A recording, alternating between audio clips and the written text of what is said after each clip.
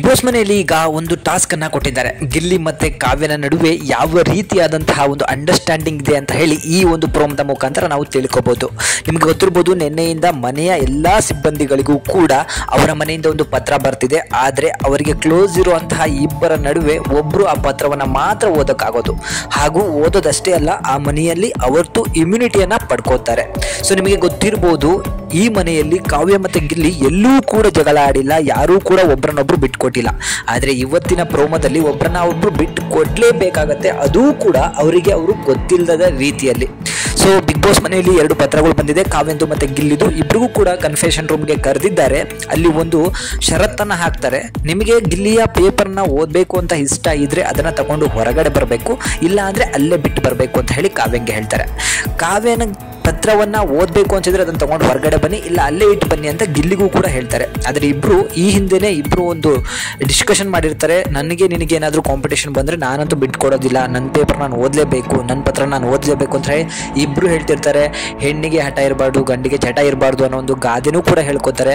ಆದರೆ ಇಬ್ರು ಕೂಡ ಯಾವ ರೀತಿ ಇದನ್ನ ಬಗೆಹರಿಸ್ಕೊಂಡಿದ್ದಾರೆ ಅಂತ ಹೇಳಿ ಖಂಡಿತ ಗೊತ್ತಾಗಿಲ್ಲ. ಯಾಕಂತ ಹೇಳಿದ್ರೆ ಇಬ್ರು ಎಲ್ಲೂ ಕೂಡ ಸಿಗಾಕೊಂಡಿರ್ಲಿಲ್ಲ.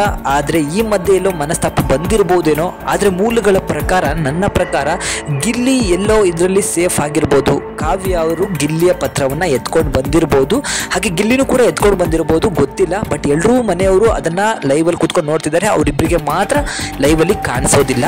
ಸೊ ಯಾರು ಹೇಗೆ ಅಂಡರ್ಸ್ಟ್ಯಾಂಡಿಂಗ್ ಮಾಡ್ಕೊಂಡಿದಾರೋ ಗೊತ್ತಿಲ್ಲ. ಏನಾದರೂ ಗಿಲ್ಲಿ ಕಾವ್ಯನ ಪೇಪರ್ ಎತ್ಕೊಂಡು ಬರಲ್ಲ ಅಂತ ಹೇಳಿ ನನಗೆ ಅನ್ಸಲ್ಲ, ಅವ್ನು ಎತ್ಕೊಂಡು ಬಂದೇ ಬರ್ತಾನೆ. ಕಾವ್ಯನೂ ಕೂಡ ಗಿಲ್ಲಿ ಪೇಪರ್ ಎತ್ಕೊಂಡು ಬರ್ಬೋದು.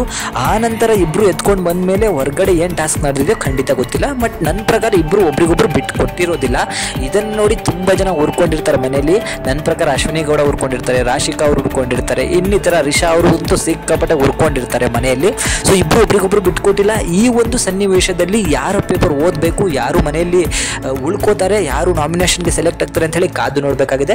ಸೊ ಮೂಲಗಳ ಪ್ರಕಾರ ಗಿಲ್ಲಿ ಅವರು ಉಳ್ಕೊಂಡಿದ್ದಾರೆ, ಪೇಪರನ್ನು ಓದಿದ್ದಾರೆ ಅಂತ ಹೇಳಿ ಹೇಳಲಾಗ್ತಿದೆ. ಕಾವ್ಯ ಅವರು ನಾಮಿನೇಷನ್ಗೆ ಆಯ್ಕೆಯಾಗಿದ್ದಾರೆ, ಅವರಿಗೆ ಓಟ್ ಹಾಕಿ ಉಳಿಸ್ಬೇಕಾಗತ್ತೇನೋ, ನೋಡ್ತಾ ಇರೋಣ. ಸೊ ಈ ಒಂದು ಎಪಿಸೋಡಲ್ಲಿ ಸಿಕ್ಕಾಪಟ್ಟೆ ಮಜವಾಗಿರುವಂತಹ ಪ್ರೋಮೋ ಅಂತಾನೆ ಅನ್ಬೋದು. ಅವರಿಬ್ಬರ ಮಧ್ಯೆ ಇರುವಂತಹ ಲವ್ಗೆ ಬ್ರೇಕ್ ಬೀಳುತ್ತಾ, ಅಥವಾ ಅದನ್ನು ಕೂಡ ಇಬ್ರು ಹೊಂದಾಣಿಕೆ ಮಾಡ್ಕೊಂಡು ಹೋಗಿದ್ದಾರಾ ಏನು ಅಂತ ಹೇಳಿ ನಾವು ಈ ಒಂದು ಪ್ರೋಮೋದ ಮುಖಾಂತರ ತಿಳ್ಕೊಬೋದಾಗಿದೆ. ಬಟ್ ಫುಲ್ ಎಪಿಸೋಡ್ ನಮಗೆ ಬೇಕು ಅಂತ ಹೇಳಿದ್ರೆ ಇವತ್ತು ರಾತ್ರಿ 9:30 ಗಂಟೆಗೆ ಕಾಯಬೇಕಾಗತ್ತೆ. ಸೊ ಇಬ್ಬರಲ್ಲಿ ಯಾರು ಪೇಪರ್ ಎತ್ಕೊಂಡು ಬಂದಿರ್ಬೋದು, ಯಾರು ಬಿಟ್ಟು ಬಂದಿರ್ಬೋದು ಅಂತ ಹೇಳಿ ನಿಮ್ಗೆ ಅನ್ಸುತ್ತೆ, ಅದನ್ನು ದಯವಿಟ್ಟು ಕಮೆಂಟ್ ಮುಖಾಂತರ ನಮಗೆ ತಿಳಿಸಿ. Thank you.